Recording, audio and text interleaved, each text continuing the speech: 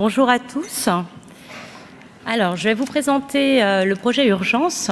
Le projet Urgence, il s'inscrit dans le cadre d'une convention qui a été signée en octobre 2022 entre la Direction générale de la santé et l'association France Alzheimer et maladies apparentées, en réponse à une préoccupation majeure de l'association qui est de permettre aux personnes malades et à leurs proches aidants d'exprimer leurs expériences lors de leur passage dans des services d'urgence et que leur vécu et besoins soient reconnus. Ce projet a donc été initié et conçu par l'association dans le but d'accompagner les professionnels de santé des services d'urgence au repérage, à un meilleur repérage et à l'accompagnement des personnes atteintes de la maladie d'Alzheimer ou d'une maladie apparentée. Les objectifs visés sont d'améliorer l'identification des troubles cognitifs au-delà de l'identification du motif de consultation et de la problématique somatique, de faciliter la relation et la communication avec la personne malade, d'associer les aidants au recueil d'informations essentielles à une bonne prise en soin et ainsi de mieux accompagner la personne malade lors de son passage aux urgences et dans les soins qu'elle doit recevoir. Alors, nous avons la chance d'avoir le groupe de travail. On leur a demandé en 2 minutes d'exprimer les raisons pour lesquelles elles s'étaient, parce que c'est une équipe entièrement féminine. Pourquoi vous étiez... Il y a des hommes, on sait qu'il y a des hommes, on va le voir. Mais donc, pourquoi vous êtes impliquée dans ce projet, Sylvie Andrès?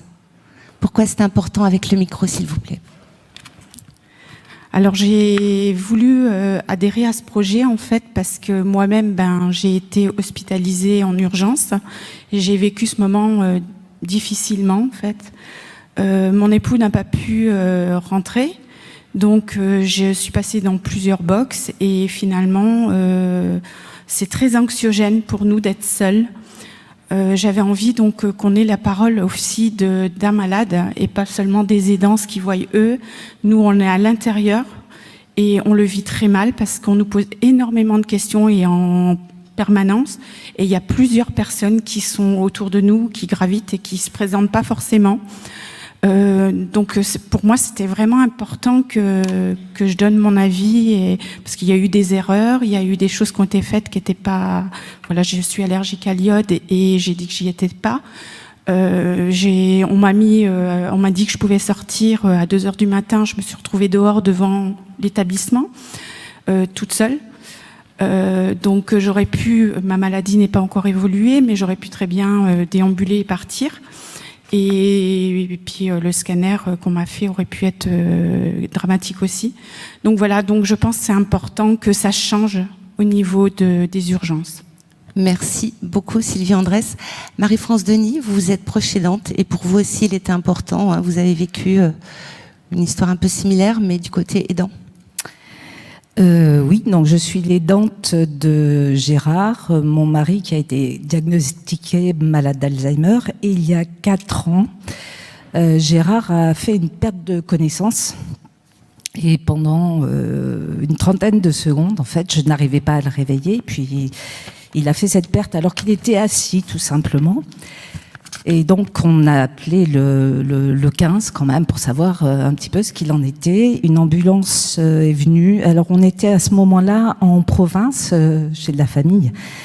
Et l'ambulance a mis une bonne trentaine de minutes avant d'arriver. Et mon mari a été envoyé aux urgences. Alors, j'ai pris effectivement toutes les précautions en disant... Attention, mon mari est malade d'Alzheimer parce que je ne pouvais pas rentrer déjà dans l'ambulance pour l'accompagner, mais j'avais ma voiture, donc j'étais prête et j'ai pas suivi parce que je ne pouvais pas aller aussi vite que l'ambulance, mais je suis partie dans le CHU et aux urgences qui l'accueillaient. On lui a fait 2 examens. Moi, je me suis présentée. On m'a dit, vous ne pouvez pas rentrer dans les urgences, mais on vous rappellera. Donc, restez, voilà, attendez un petit peu et on vous rappellera quand votre mari aura fini les examens. J'ai pas attendu un petit peu, j'ai beaucoup attendu. Mon mari a eu un scanner, oui, et un électrocardiogramme. Et en fin de journée, on m'a rappelé pour venir le chercher. À ce moment-là, j'ai demandé, il fallait qu'il voie un médecin, et je demandais si je pouvais entrer dans les urgences pour rester avec mon mari. Et on m'a dit, bah oui, écoutez, il est là. Donc on a accepté que je rentre pour être avec lui, parce que je pense qu'il était quand même assez agité, et ma présence a permis de le calmer. On m'a expliqué que je pouvais, qu'a priori on ne voyait pas trop pourquoi il avait fait cette perte de connaissance. S'il y avait un problème, ne pas hésiter à revenir. Le lendemain, mon mari refait une perte de connaissance. Là, je n'attends pas l'ambulance parce qu'il se réveille à nouveau, mais tout de suite, je pars avec lui en voiture pour retourner aux urgences. À nouveau, j'arrive dans le service des urgences et je me présente, j'explique que mon mari est venu la veille. Je demande à l'accompagner, comme je l'avais fait finalement, enfin je ne l'avais pas accompagné, mais j'étais présente. Et là, l'infirmière me dit, écoutez, moi je veux bien, mais je dois demander au médecin. Et le médecin a refusé que je l'accompagne. Il a passé la nuit dans les urgences à me téléphoner toutes les 10 minutes jusqu'à ce que la batterie du téléphone soit éteinte, en me disant que franchement cet hôtel, il aimait pas du tout, ça lui plaisait pas, il ne voulait pas y rester. Et le lendemain, quand je suis revenue le chercher, on est reparti. Quand on est arrivé à la maison, je me suis rendu compte que mon mari avait eu une contention, les poignets étaient enflés, les coudes, et qu'il avait également été sédaté, puisque je l'ai retrouvé quand même pas tonique comme il pouvait quand même l'être. Et il a fallu à peu près 1 mois pour que Gérard se remette de cet événement, et je ne sais pas si j'en suis encore totalement remise. Alors il ne s'agit pas de stigmatiser les urgences qui font ce qu'ils peuvent, mais je pense qu'une meilleure compréhension pourrait permettre qu'on ne vive pas des choses aussi compliquées, aussi dures. Tout à fait. Merci beaucoup et merci pour votre implication dans ce projet également. Anne, donc avec effectivement un groupe de travail très beau et voilà, et très riche de sa diversité. Effectivement, pour se poser cette question, pour questionner l'accueil et l'accompagnement des personnes atteintes d'une maladie d'Alzheimer ou d'une maladie apparentée dans un service d'urgence, il nous a semblé évident, et c'était une volonté de notre part, de réunir un groupe de travail à la fois constitué de personnes malades, d'aidants, de professionnels de santé des services d'urgence, mais aussi de bénévoles de nos associations départementales France Alzheimer et maladies apparentées. Alors aujourd'hui, je suis ravie d'avoir le groupe, ou presque tout le groupe avec moi, j'ai envie de dire, parce que nous avons effectivement, alors en pensée avec nous, Christophe Antoniazzi, qui est infirmier en pratique avancée en service d'urgence à l'hôpital de Pontoise, et également Agnès Machillot, aide-soignante en service d'urgence, qui malheureusement n'ont pas pu se joindre à nous aujourd'hui, mais qui font partie de l'équipe et qui sont tout de même présents.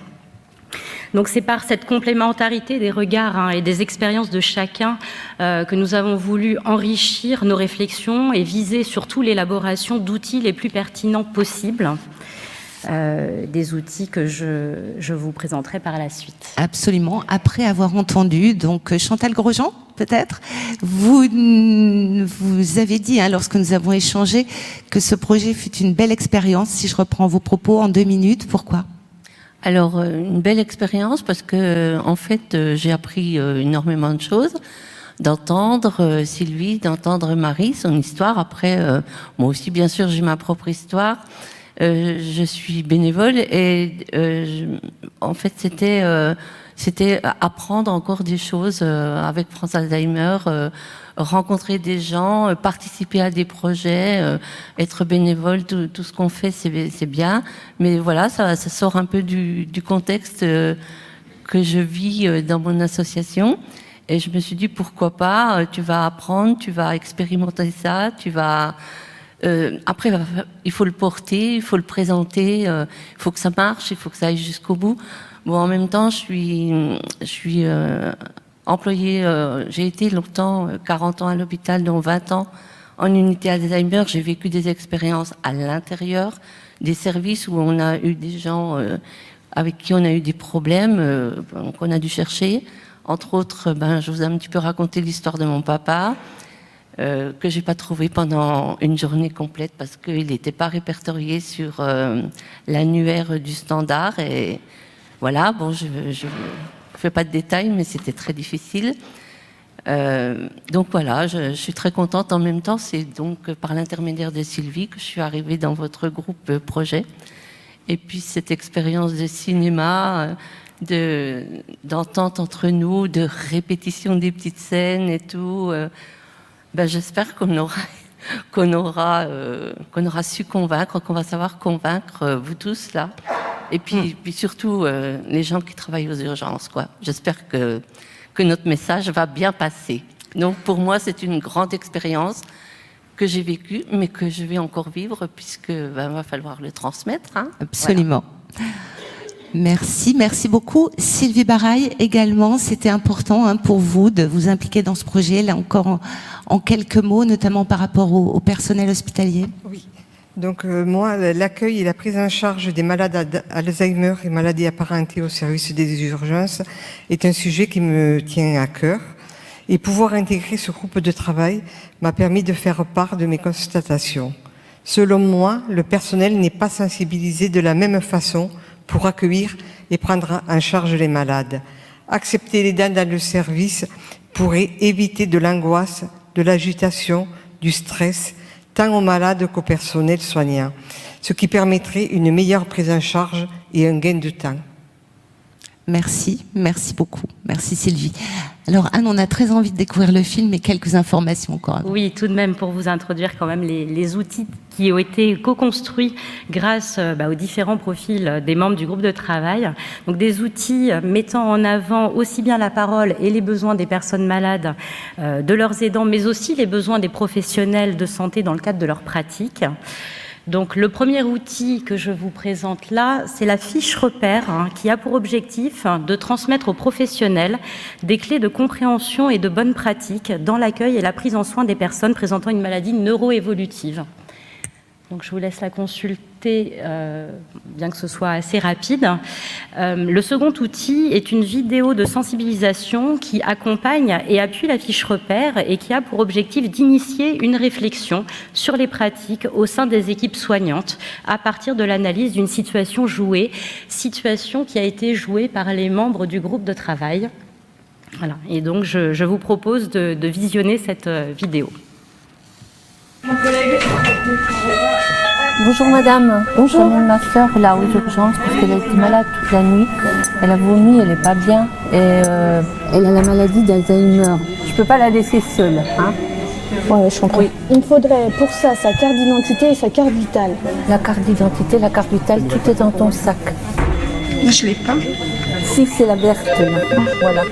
Tu m'as pas mis le prénom? Dans ton portefeuille là. Voilà. Pourquoi on est là? Elle a été malade toute la nuit, Sylvie. Et du coup, on a dit qu'on t'amenait ici à l'hôpital pour voir un médecin. Moi, j'ai pas dormi de la nuit et je me fais du souci aussi.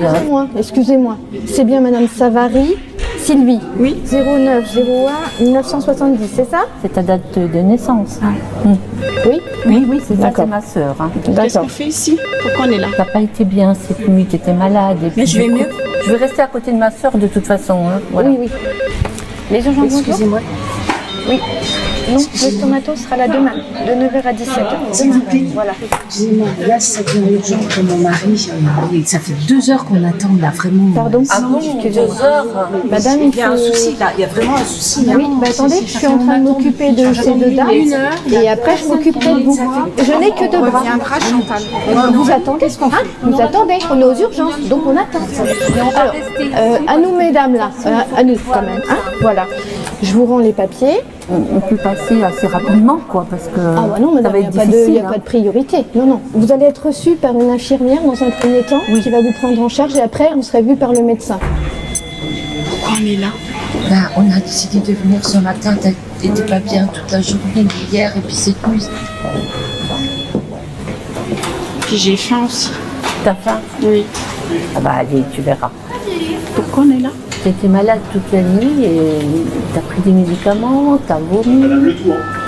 Ah non, c'est pas nouveau. Ça fait combien de temps qu'on est là? Oh, bien 1h30 déjà. On peut rentrer, je vais beaucoup mieux. Hein. Tu sais quoi? Je t'ai pris ton casque. Tu sais, des fois, t'aimes bien écouter de la musique. Ça va comme ça? Oui. C'est bien pour toi? Qu'est-ce que tu écoutes?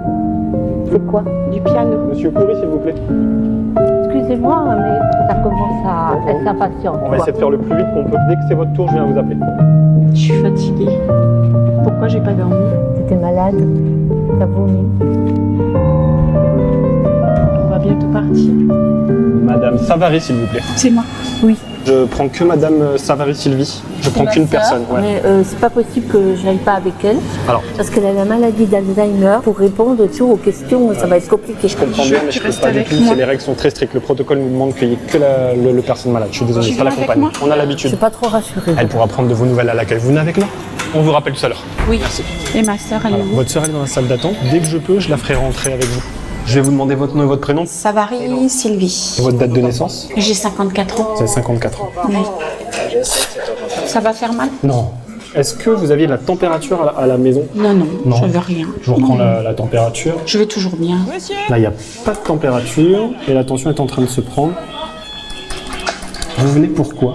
Parce que ma sœur m'a amenée. D'accord. Moi, j'ai notion de vomissement. Bah non, je vomis jamais. Vous n'avez pas vomi. Vous avez quoi comme antécédents médicaux, comme problèmes de santé? J'ai pas de problème. Et ma sœur, elle est où? Dans la salle d'attente. Vous prenez des médicaments? Oui, j'en prends plein. Ouais. Vous en prenez plein, mais vous n'avez pas de problème de santé. Est-ce que vous avez votre ordonnance sur vous? Ah non. Vous l'avez pas J'ai avec rien vous? sur moi. Votre sœur l'a peut-être du coup. Je sais pas. Vous savez pas? Non. Est-ce que vous avez mal quelque part? Non. Pas de douleur? Non. Attention, elle est bonne. Et on va aller en salle d'attente. On va où là? On retourne en salle d'attente. Et comme ça, vous pourrez voir le médecin. Ok.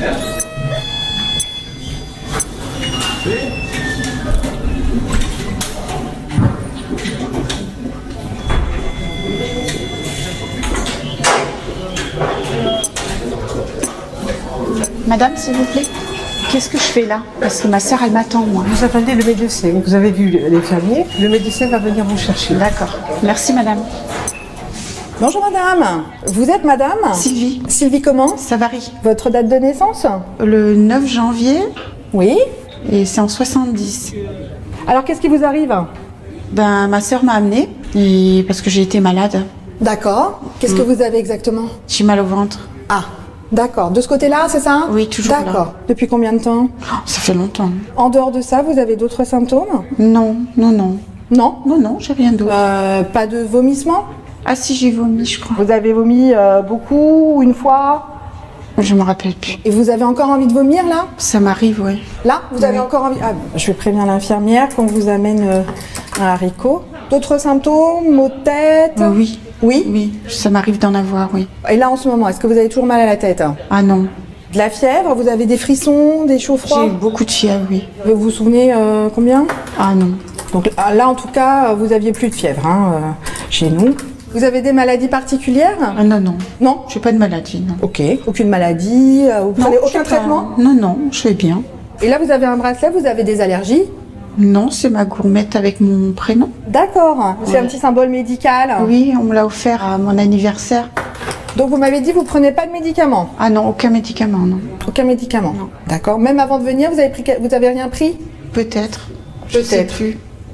Je sais plus. Est-ce qu'il y a quelqu'un qui pourrait nous renseigner pour ça? Bah, ma sœur. Votre sœur? Celle qui vous a accompagné du coup? Oui. Parce que si si vous vous me voulez, dites qu'elle a elle a des informations, Oui, oui, oui. elle a peut-être une ordonnance. Vous n'avez pas d'ordonnance sur vous? Non, moi j'ai rien. Moi. Alors, est-ce que vous avez un téléphone? Ah bah oui. Oui. Je peux lui prêter. Attendez, je sais plus comment je trouve. Voilà, Chantal. Chantal. Ma sœur, oui. Merci. Allô, Madame Chantal Savary? Oui, c'est le médecin urgentiste à l'appareil. Je suis avec votre sœur. Elle me dit qu'elle prend pas de médicaments. Et est-ce que par hasard vous auriez son ordonnance? Ah, elle est dans son sac. Elle me dit qu'elle est dans votre sac. On vous tient au courant. Il aura donc fallu 15 jours pour retrouver un patient disparu. Oui, cet homme de 73 ans atteint de la maladie d'Alzheimer avait été admis le 19 août. Son corps a été retrouvé hier dans une aile désaffectée de l'établissement. Elle s'appelait Joëlle, 85 ans, morte il y a 10 jours à l'hôpital. J'arrive chez moi vers 21h20. À 21h49, j'ai un appel de l'hôpital qui me dit que ma maman s'est échappée des urgences. Si on m'avait laissé rentrer dans le box avec elle, elle serait toujours vivante.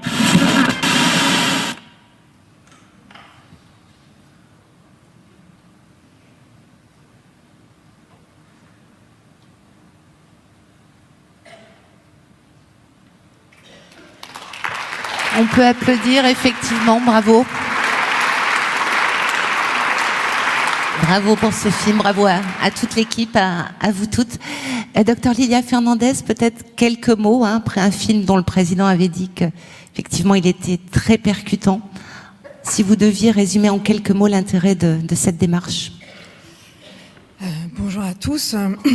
Je suis toujours aussi touchée, là c'est la deuxième fois que je le vois, j'avoue que voilà, ça remue beaucoup, c'est issu d'un travail qui nous tenait tous à cœur. En tant que gériatre, je suis particulièrement sensibilisée, j'ai l'occasion de travailler avec les urgences. Et dans ce cadre-là, j'ai la chance actuellement de travailler avec 2 services d'urgence qui, depuis longtemps, ont pris parti de laisser rentrer les aidants. Donc, ce qui est plutôt favorable et qui change la prise en charge. Et le retour que je peux vous faire de ces services qui, du coup, ont décidé de laisser les aidants avec les proches malades, c'est que finalement, le problème qu'ils rencontrent maintenant, c'est quand une personne malade de la maladie d'Alzheimer ou autre apparentée vient seule. Puisque du coup, voilà, on a passé une étape. Donc, je pense que c'est important de retranscrire aussi ces pratiques vertueuse et de généraliser à tous les services parce que malheureusement le film est le reflet d'une réalité. Merci beaucoup docteur. Anne, je vous repasse la parole pour le... Voilà. Alors, nous avons pu proposer cette fiche repère ainsi que la vidéo de sensibilisation à 5 services d'urgence qui ont accepté de tester ces outils pour ensuite pouvoir nous en faire un retour d'expérience. Donc ces 5 établissements sont les centres hospitaliers de la Côte Basque, de Millau, de la Haute-Saône, de Perpignan et également le CHU Henri Mondor de l'AP-HP.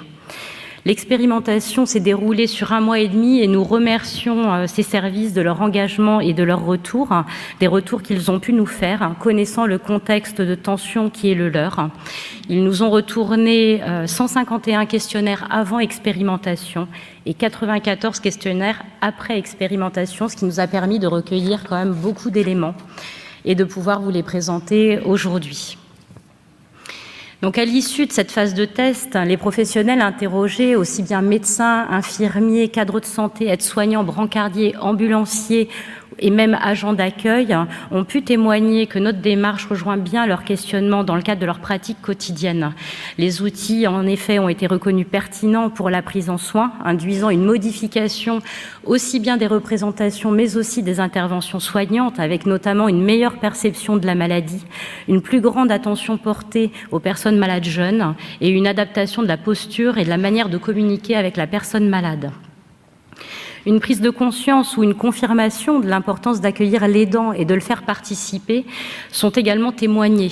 Son rôle de repère apaisant pour la personne malade, sa présence facilitatrice, tant pour la personne malade que pour les professionnels, sont reconnus. L'intérêt de... Ah oui, avec cette petite remarque que j'ai retrouvée exprimée par plusieurs professionnels, qui a été de gagner du temps et de l'énergie en adoptant de bons réflexes. L'intérêt de notre démarche et de l'étendre à l'ensemble des services d'urgence a également été reconnu par la grande majorité des professionnels interrogés. En effet, cette phase d'expérimentation, elle a été également l'occasion pour ces services de penser des axes d'amélioration ou de confirmer certaines procédures déjà mises en place. Donc, partant de ces retours, et à partir de janvier 2025, nous mettrons à disposition de nos associations départementales cette fiche repère, cette vidéo de sensibilisation, afin qu'elles puissent se rapprocher des centres hospitaliers de leur département pour leur présenter la démarche et bien évidemment leur proposer de bénéficier de ces outils. Je vous remercie. Merci Anne et bravo.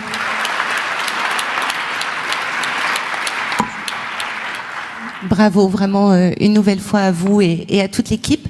Je vais vous inviter donc à regagner la salle, mesdames, mais bien sûr nous pourrons vous interpeller s'il y a des questions et je vais appeler à me rejoindre donc 2 grands témoins, le professeur Éric Viel. Anne, vous restez avec nous bien évidemment. Professeur Viel, si vous pouvez donc me rejoindre. Je rappelle que vous êtes professeur de médecine d'urgence, chef de pôle adjoint, chef du service recherche clinique du pôle de l'urgence du CHU de Lille et membre du conseil éthique et scientifique de la Fondation Médéric Alzheimer. Merci encore d'avoir répondu présent. Et le professeur Étienne Gaillat, directeur général adjoint de l'APHP. Et merci également d'avoir relevé ce défi, puisque ça devait être une de vos collègues qui est malade. Donc vraiment merci à la PHP d'être représentée. Professeur Viel, j'imagine que vous n'avez pas attendu le film pour initier une démarche qui est extrêmement importante, qui s'appelle la démarche Assure. Est-ce que vous pouvez nous en parler en quelques mots, présentation, bilan, résultat? Tout d'abord, bonjour et merci de cette invitation parce que j'ai été très touché par le film et je vous en dirai quelques mots après. Effectivement, alors, il y a quand le patient arrive aux urgences, mais parfois il ne devrait pas arriver dans une structure d'urgence, ce qui ne veut pas dire qu'il ne devrait pas arriver à l'hôpital. Et c'est ce qu'on appelle les passages évitables. Et donc la démarche Assure est née de ce constat de plusieurs études qui ont été menées dans les Hauts-de-France, dans diverses structures d'urgence, et notamment Assure, c'est à la fois EHPAD, mais maintenant c'est aussi domicile, il y a les deux. Et donc c'est l'essence, c'est le bon soin au bon moment pour le bon patient au bon endroit. Et donc Assure a pour objectif de rassurer, donc ça veut dire amélioration des soins d'urgence en EHPAD. Ça ne concerne pas les urgences vitales, parce que les urgences vitales c'est le 15, que ce soit détresse respiratoire, hémorragie, etc. C'est d'abord du 15. Là, c'est les urgences relatives. Et on a 19 fiches réflexes qui ont été mises à l'intérieur, dont une très singulière et particulière qui est le suicidant, personnes âgées, qui sont des suicides très très violents. Et donc, on a travaillé avec les gériatres, les psychiatres. On a le soutien de l'ARS Hauts-de-France. Et l'idée, c'est de faciliter la structuration de la description d'une situation d'urgence relative décrite par le personnel, qui n'est pas forcément soignant en EHPAD, la plupart du temps ils ne sont pas soignants, et va structurer donc, va éviter la panique, et donc va permettre de appeler soit le médecin traitant, soit le 15, avec le système d'accès aux soins, le SAS, et qui va permettre donc de gagner du temps, encore une fois, sur la description et éviter cette panique générale. Et ça, on l'a vu, on a évalué, ça a montré qualitativement une meilleure relation avec les médecins généralistes et une meilleure relation avec les assistants de régulation médicale qui reçoivent les appels. Et quantitativement, effectivement, on évite de 50% l'augmentation des passages évitables. Et on est en train de refaire une seconde étude quantitative post-Covid parce que la méthodologie pendant le Covid était très, très particulière. Donc Assure, rassure les personnels. Mais même lorsque vous étiez un chef de service des urgences à Lille, vous étiez très préoccupé quand même par ces situations. Oui. Est-ce que vous pouvez nous en dire quelques mots? Vous aviez déjà mis en place de très belles choses. Oui. Alors j'ai eu la chance d'être chef de service des urgences adultes de 2014 à 2020, puisqu'ensuite j'ai pris mes fonctions d'assesseur vice-doyen de la fac de médecine. Mais ce qui était intéressant, c'est que c'est d'abord l'aspect géographique. C'est-à-dire les urgences étaient en fer à cheval, et donc il y a la zone de soins qui était centrale, donc la zone d'accueil et la zone de soins qui était à distance, et tout autour on avait le couloir des accompagnants. La seule différence, c'est que pour ces patients dits remarquables, que ce soit des patients souffrant de handicap, que ce soit les patients souffrant de troubles cognitifs, il y avait systématiquement, ils rentraient, le proche aidant accompagné du début à la fin et rentrait dans la zone de soins. Et donc c'était un seul, bien sûr, c'est le proche aidant qui est accompagné. Il faut quand même savoir qu'en dehors de tout ça, il y a quand même que 50% des personnes âgées qui arrivent accompagnées aux urgences. Donc ça, il faut aussi avoir cette idée en tête. Et donc du coup, on avait mis ce système en place. Et donc effectivement, on gagnait beaucoup de temps par rapport à ce qui a été décrit dans ce film. Où alors il y a l'accueil l'accueil n'est pas tout de suite administratif. Il est d'abord par l'infirmière d'accueil d'orientation. Il y a un enregistrement administratif parce qu'il faut pour les bilans. Parce que je vous rappelle quand même que les personnes âgées ont 30% de bilan supplémentaire par rapport à des personnes non âgées. On va discuter de l'âge aussi, parce que là, il va falloir vraiment qu'on bouge les paramètres, parce que c'est 65 ans aux États-Unis, les anglo-saxons, 75 ans les Français. Je pense que 75 ans, c'est trop jeune. Plus je m'avance vers cet âge-là, plus je me dis c'est jeune.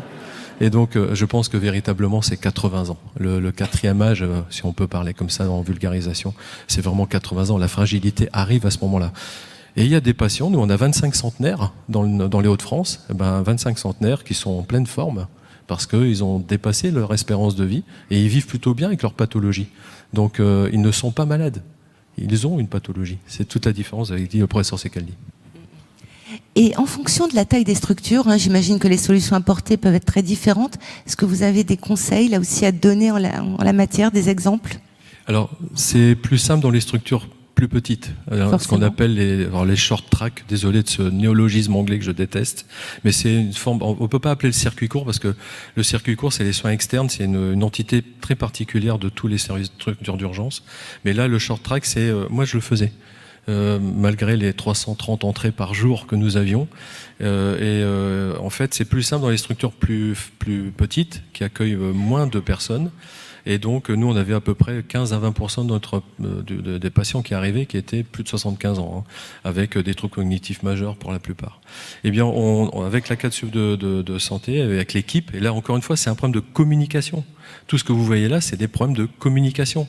Et ils m'ont pas expliqué, ils m'ont pas dit les choses. Enfin voilà, donc ça, c'est 80% des plaintes, c'était ça.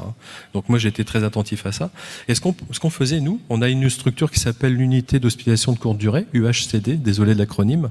Et donc, parfois, les patients n'entraient pas dans la zone de soins dite interne, le circuit long, mais passaient par l'UHCD où il y avait un médecin. Et donc, on s'attelait à ce qu'il y ait un puits de lumière, déjà, que ce soit pas que des néons, que le lit soit pas allongé, parce que quand vous êtes allongé, vous avez ici, regardez, quand vous êtes allongé, vous avez ça. Et quand vous êtes dans une ambulance ou dans les urgences, c'est ça. Donc déjà des variateurs. Et pas mettre les lumières au-dessus du lit. Et donc on avait aménagé 8 lits comme ça, qui permettaient d'accueillir dans des lits et non pas des brancards. Et dès l'accueil, on mettait des lits. Dès l'accueil. Et ça, c'est tout à fait possible dans les short tracks.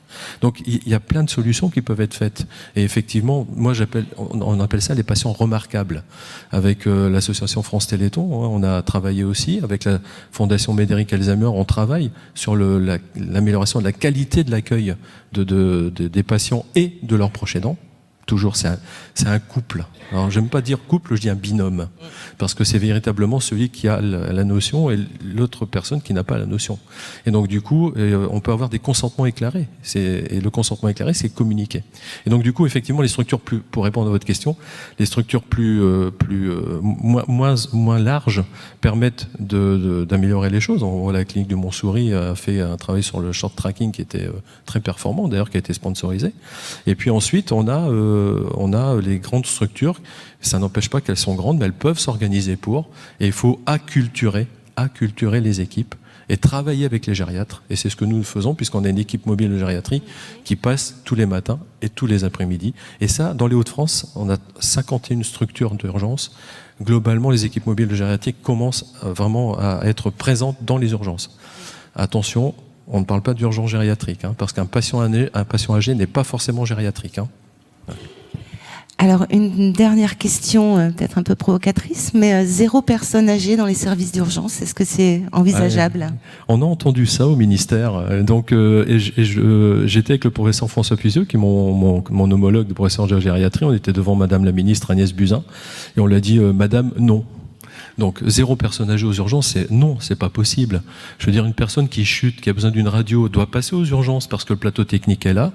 Une personne âgée qui a besoin d'un bilan qui ne peut pas être fait en ville doit venir aux urgences. Donc ça, c'est hyper important. Je crois que ce qui est important, mais ça a été rectifié. D'ailleurs, c'est noté dans la plupart des guides. C'est 0. On doit tendre vers le 0 personne âgée évitable aux urgences. Et c'est toute la différence entre... Voilà. Parce que de toute façon, les personnes âgées viendront aux urgences. 20% de la population passe dans les structures d'urgence sur une année. Donc, et heureusement, on vit vieux et de mieux en mieux. Donc, c'est qualitativement, la qualité de vie est meilleure. Eh bien, on va forcément avoir des passages de personnes âgées aux urgences. Et une personne âgée qui a 90 ans, qui fait un infarctus du myocarde, elle relève de l'urgence cardiologique. Elle ne relève pas de l'urgence gériatrique si elle n'a pas de syndrome gériatrique. Je vous rappelle que la gériatrie, c'est pas la spécialité de la personne âgée, c'est la spécialité médicale de la personne âgée souffrant de problématiques de santé spécifiques à l'âge. Les chutes, la dénutrition, tout ce que les troubles cognitifs, etc. Donc c'est très particulier. Un patient âgé n'est pas un patient gériatrique. Donc attention à ça. Merci beaucoup. Je pense qu'il y aura des questions dans le cadre de notre débat. Professeur Gaïa, je me tourne vers vous. Comment peut-être vous réagissez au film, et donc je rappelle que vous êtes directeur général adjoint de l'AP-HP, donc et comment l'AP-HP s'empare d'un sujet comme celui-là? D'abord, merci encore une fois aussi de m'avoir convié. Et évidemment, extrêmement frappé par ce film. Alors, je suis anesthésiste réanimateur, j'ai passé quelques nuits et j'en passe encore quelques nuits à l'hôpital et je peux partager que c'est le réel de la situation. Donc aujourd'hui, la première chose, c'est qu'il n'y a pas de déni du fait que l'accueil des populations vulnérables, des personnes âgées, est pas satisfaisante dans le service d'accueil des urgences. Et effectivement, il y a deux leviers. Merci. Deux leviers possibles, c'est essayer d'éviter qu'elles y arrivent du mieux qu'on peut, effectivement, et donc c'est les liens. La PHP essaye aussi de mener les mêmes expérimentations de liens, de téléexpertise, téléconsultation avec les EHPAD pour essayer d'éviter le recours au SAU et plutôt d'être en prévention, et un certain nombre d'autres expérimentations, notamment au service d'accueil, le SAS, le système d'accès aux soins, qui permet effectivement, dans lequel, en tout cas dans le SAMU de Paris aujourd'hui, on a fait monter des compétences de gériatres qui participent au soutien téléphonique et à l'orientation correcte des patients. Maintenant, effectivement, 16%, c'est 2,5 millions, si je ne dis pas de bêtises, de personnes qui arrivent aux urgences en France sont des personnes de plus de 75 ans, et on pourra essayer de réduire ça, ça restera une partie importante, et donc il faut les accueillir dans de meilleures conditions. D'une part, dans l'offre de soins, aujourd'hui, en tout cas à la PHP, on a essayé d'intégrer, là encore, des compétences de gériatre dans les urgences au travers d'équipes mobiles. Donc il y a 50% de l'activité des équipes mobiles de gériatrie à la PHP se fait dans les services d'accueil des urgences. Là aussi, avec, alors moi je dis, on m'a dit circuit court, mais je sais que le circuit court a une définition précise dans la SAU, mais en effet d'essayer de minimiser la durée de présence dans les urgences pour aller plus vite vers l'hospitalisation. Parce que l'autre particularité, c'est que ces patients âgés qui arrivent aux urgences, 1 sur 2 va être hospitalisé, alors que le global c'est 20%, je crois, donc c'est un surrisque évidemment beaucoup plus important.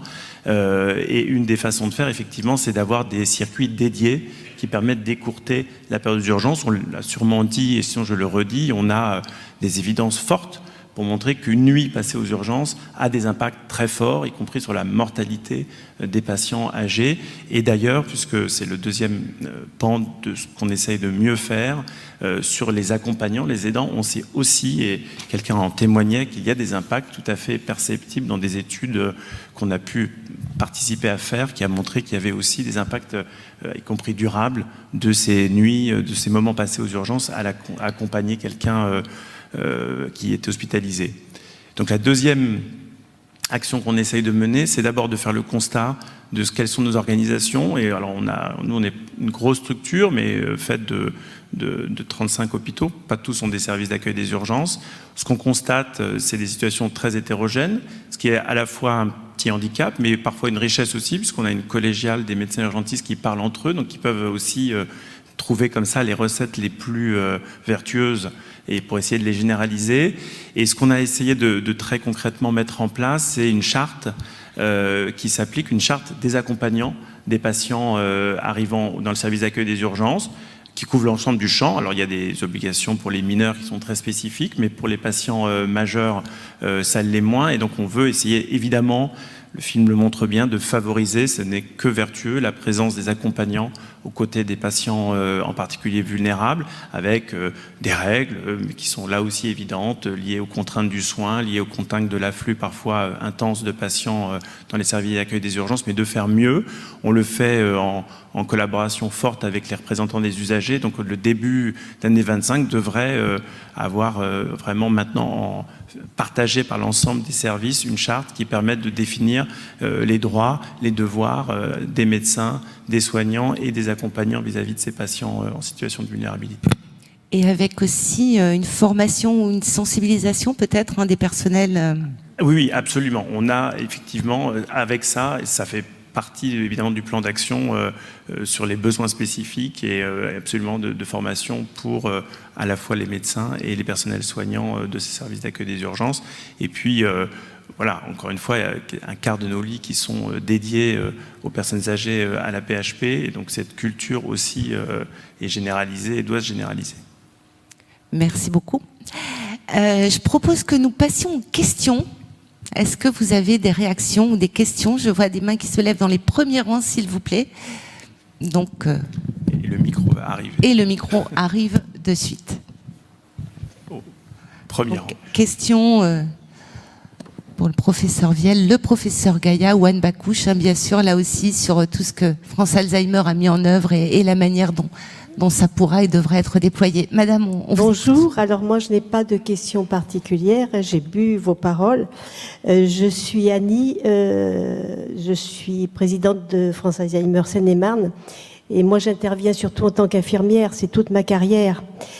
Et surtout en tant qu'infirmière des urgences. Alors le film, je l'ai vu avec un peu de détresse parce qu'on n'avance pas trop. Il faut entendre. Bon, je vais pas me faire la défense du personnel des urgences, mais on sait très bien que à leur décharge, quand il y a une réanimation dans le box d'à côté, on en oublie la personne qui est venue pour peut-être un trouble léger.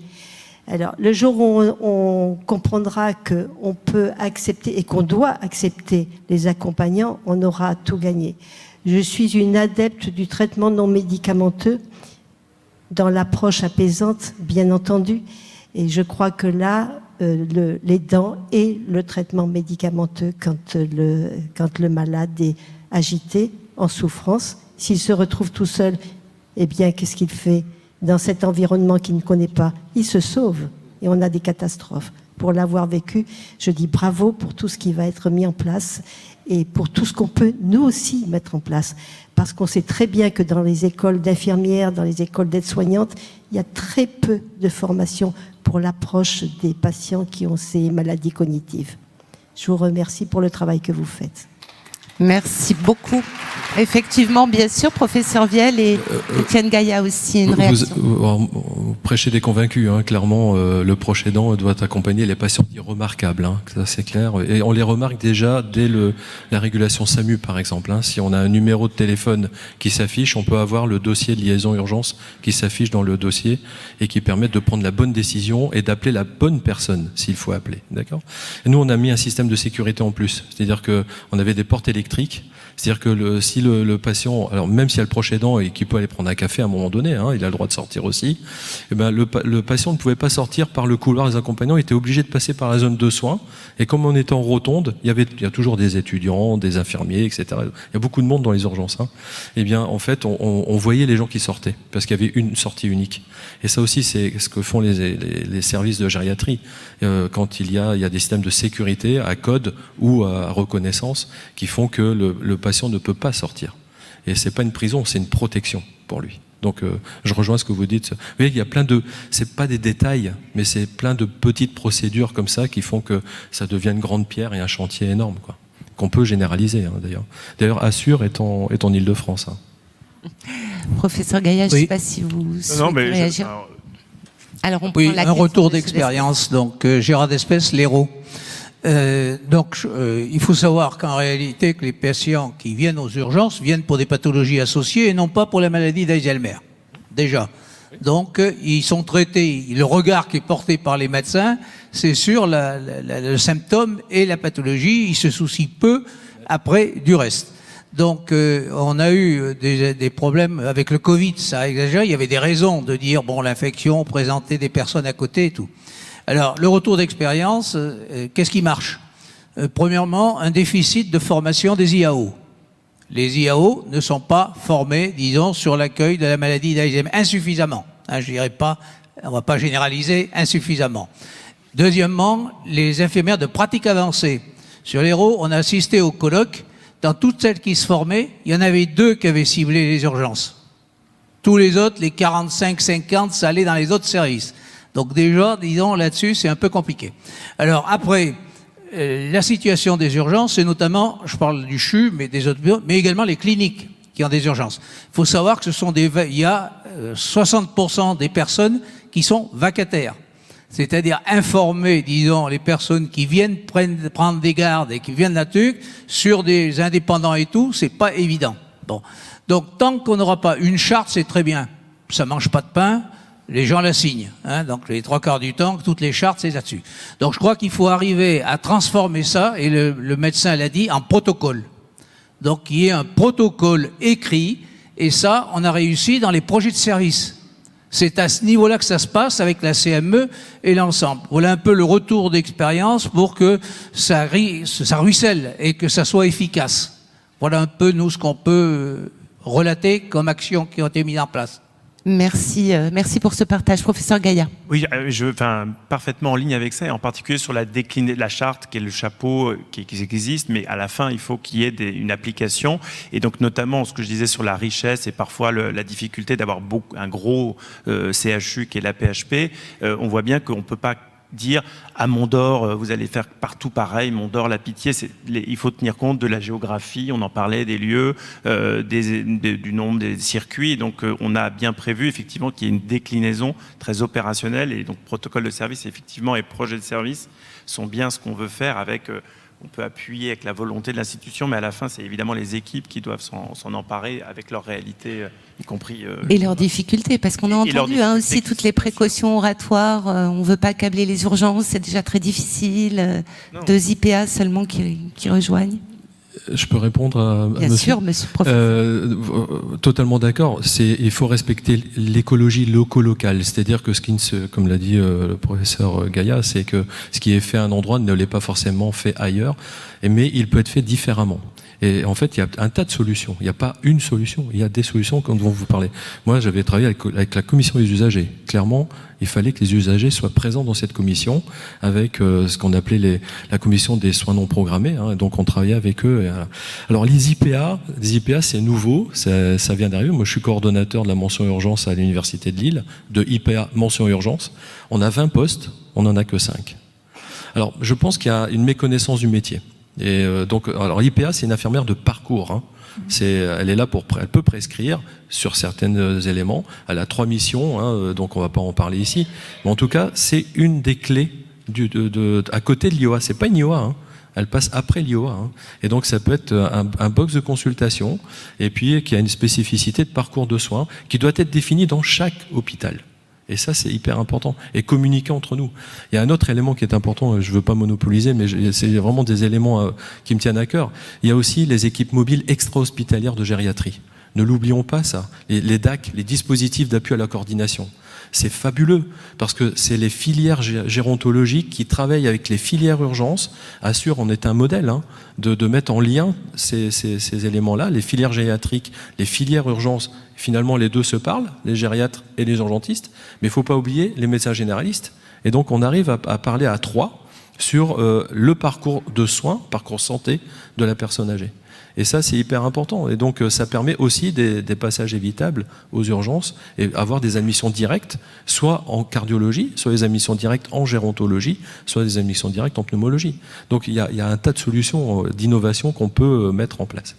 Avec aussi, je pense, dans votre région, des DAC qui sont très dynamiques. Ils sont très, très dynamiques, les DAC, oui, tout à fait. Oui, oui, une autre... oui, on vous écoute.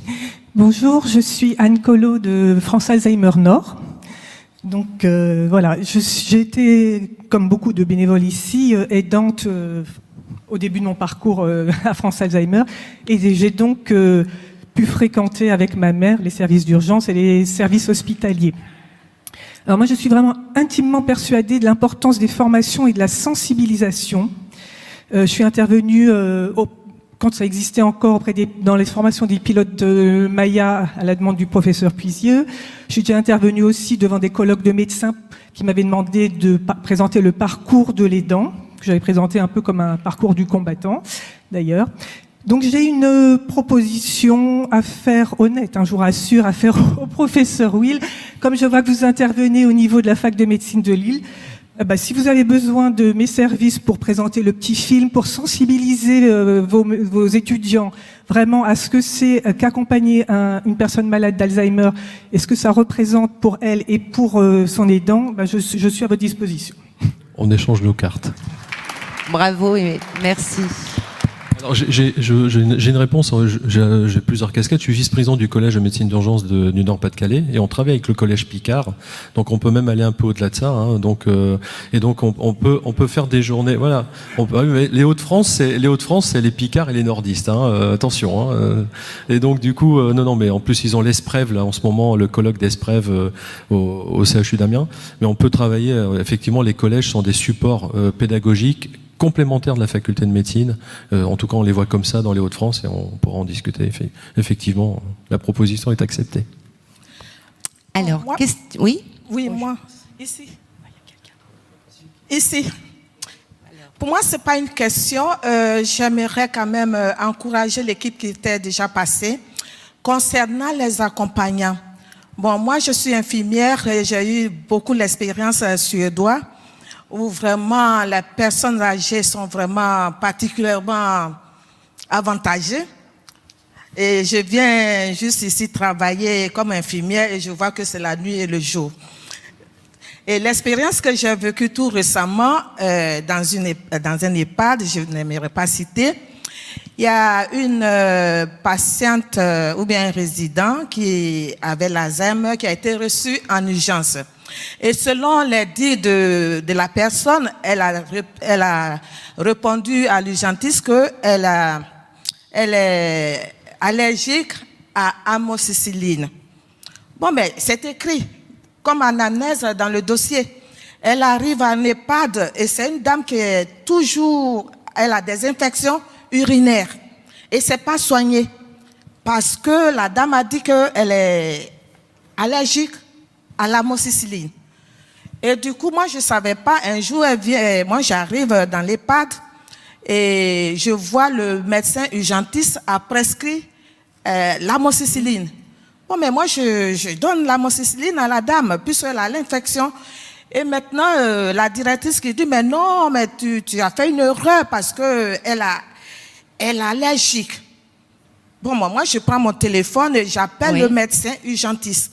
Je parle avec le médecin urgentiste, il dit, mais madame, si elle a pris l'antibiotique pendant 3 jours, 4 jours, qu'elle n'a pas réagi, c'est qu'elle n'est pas allergique. Elle n'est pas allergique.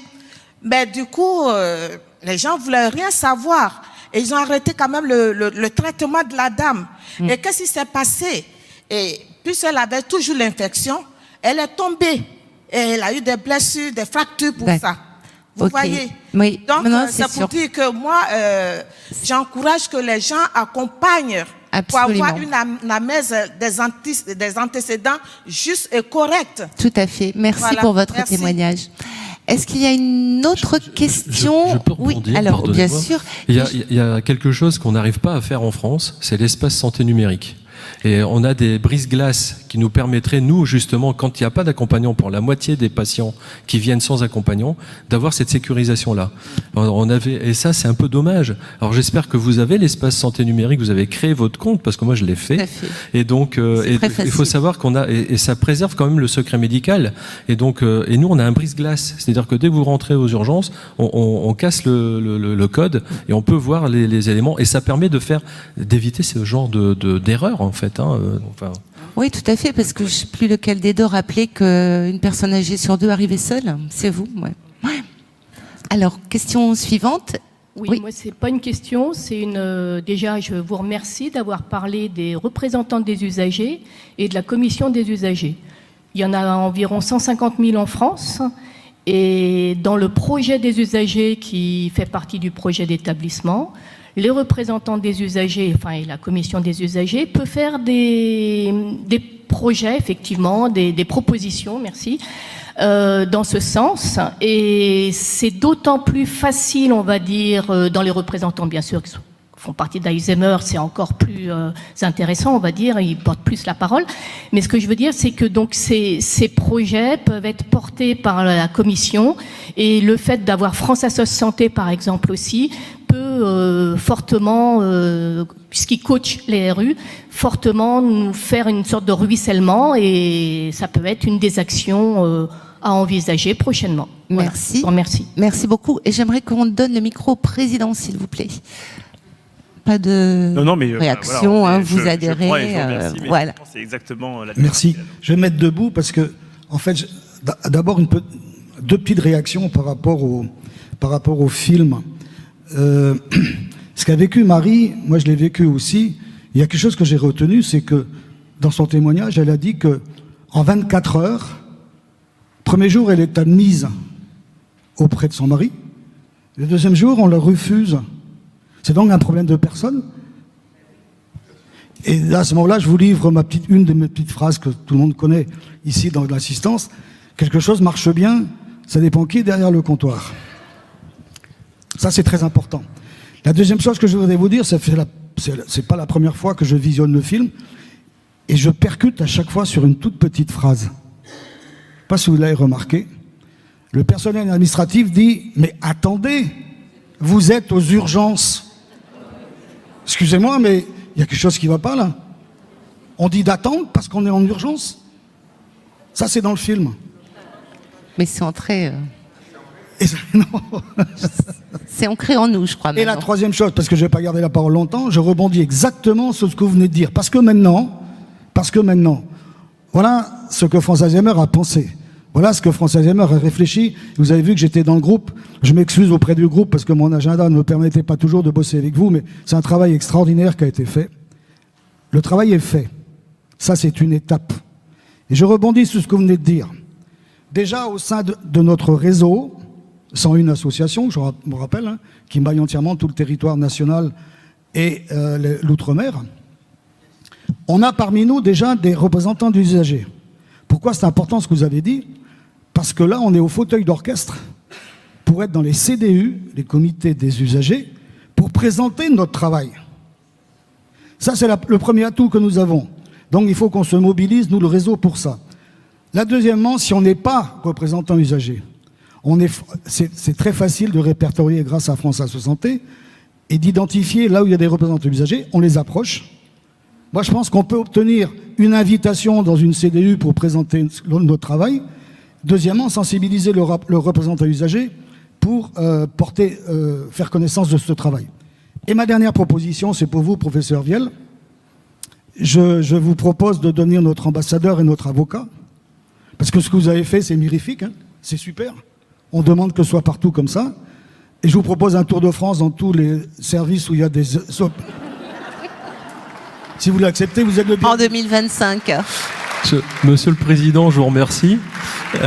Alors, sur votre première... Je peux me permettre, monsieur ce que vous dites là, ça ne peut pas être personne dépendant. Ça, c'est un problème de procédure de service, c'est-à-dire que c'est une ligne directrice qui doit être édictée par le chef de service et que chaque médecin s'y plie.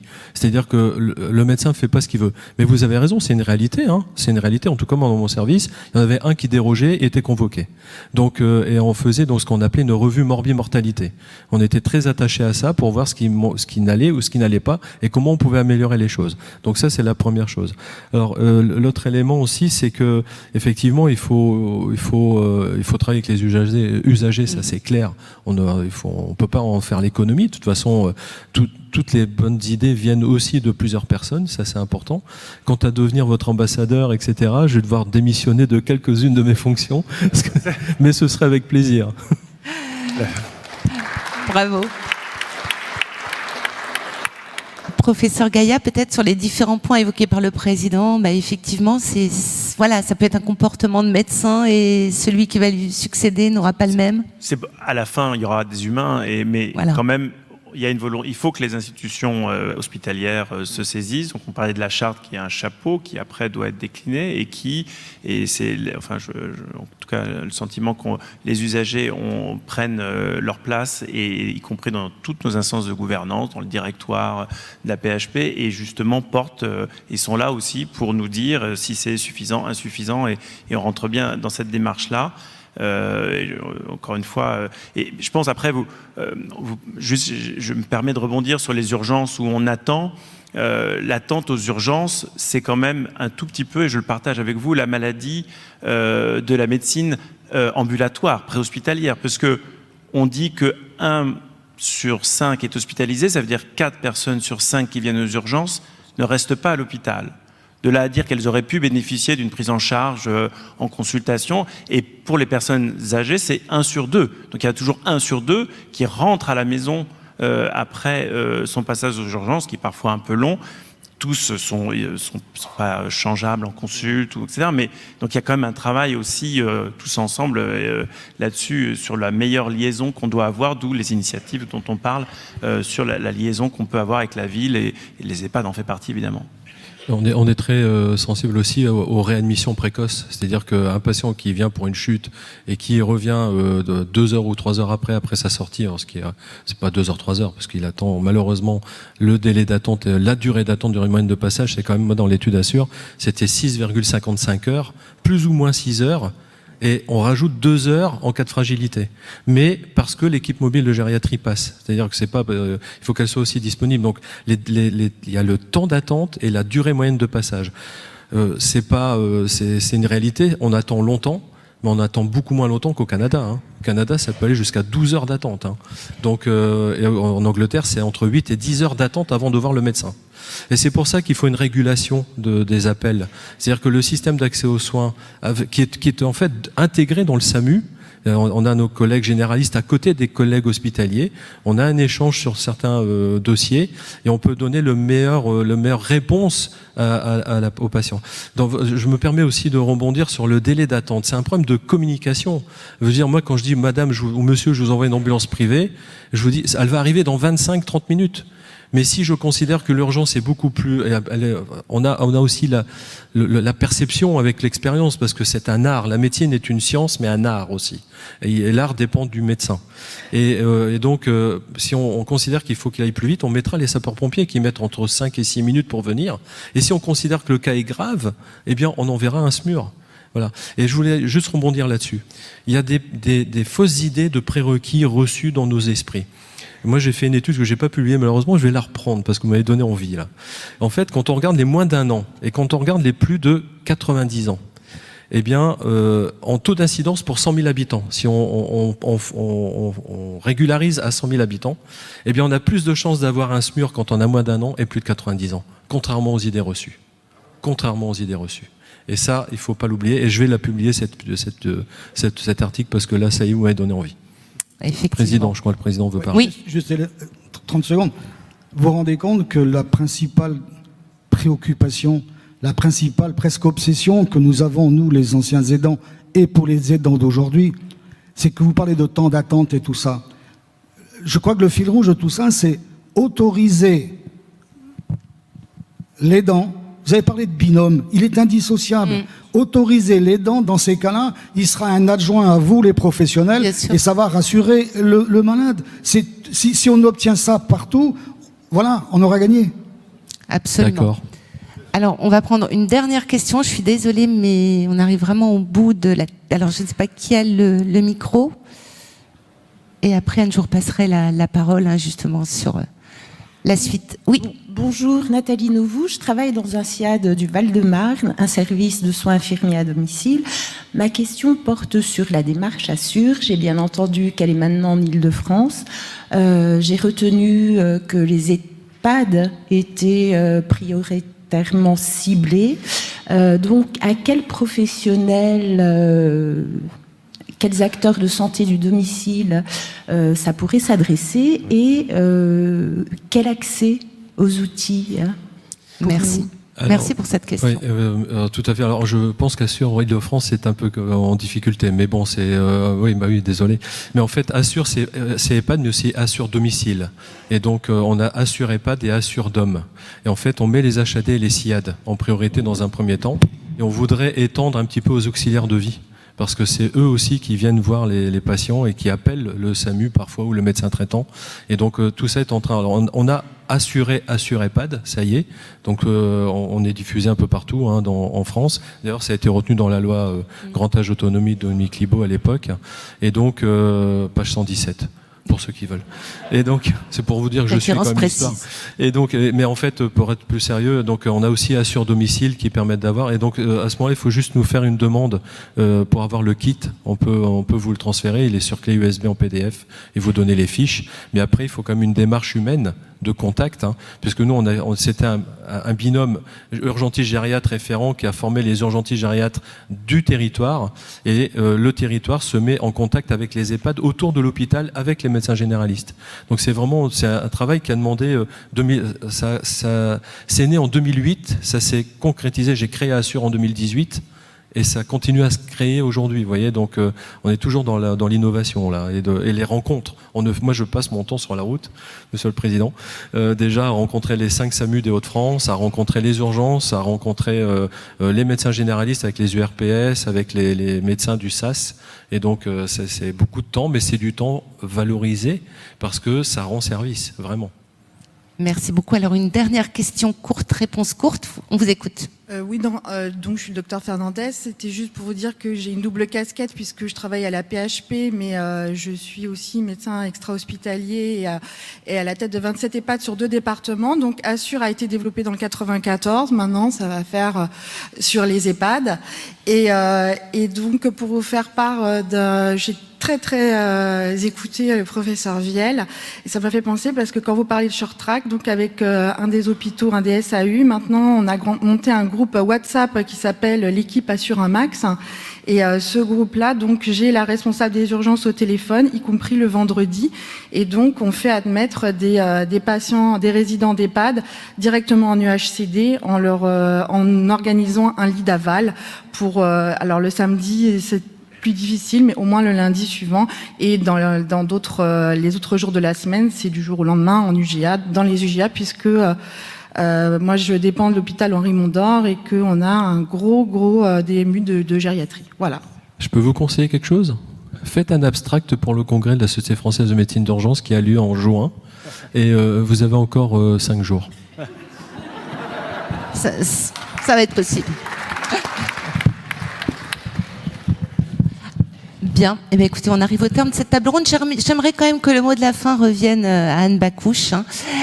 Donc, par rapport peut-être à ce qui va se passer dans les semaines, les mois à venir. Donc, le président a appelé peut-être les associations à se saisir donc de ce film et vraiment à le montrer, à diffuser l'ensemble des outils. Donc, j'imagine que c'est aussi votre message et votre souhait. Effectivement, et c'est pour ça que j'ai terminé ma présentation sur ces perspectives de diffusion. Alors on a cheminé ensemble au cours de ces 2 dernières années avec le groupe de travail. Ça a été une très belle aventure humaine, et aujourd'hui on est très heureux de se dire que voilà, en janvier, dans très peu de temps, on va pouvoir partager ça avec les associations départementales, qu'elles s'en saisissent. Voilà, on leur offre ce bébé, comme le dirait Sylvie, et puis surtout que ça puisse porter ses fruits, que ce soit un moyen d'échange, de communication, de partage, et surtout, voilà, toujours d'être dans cette complémentarité des regards, des approches pour être dans un accompagnement le plus optimum possible. Voilà, aussi bien de la personne malade que de son proche. Merci beaucoup, ce sera la conclusion. Merci à tous les 3, vraiment, et on associe bien évidemment l'ensemble du groupe de travail. Merci à vous tous, bon appétit, et donc on se retrouve dès 14h donc, pour notre prochaine table ronde et la présentation du projet CAPA. Merci.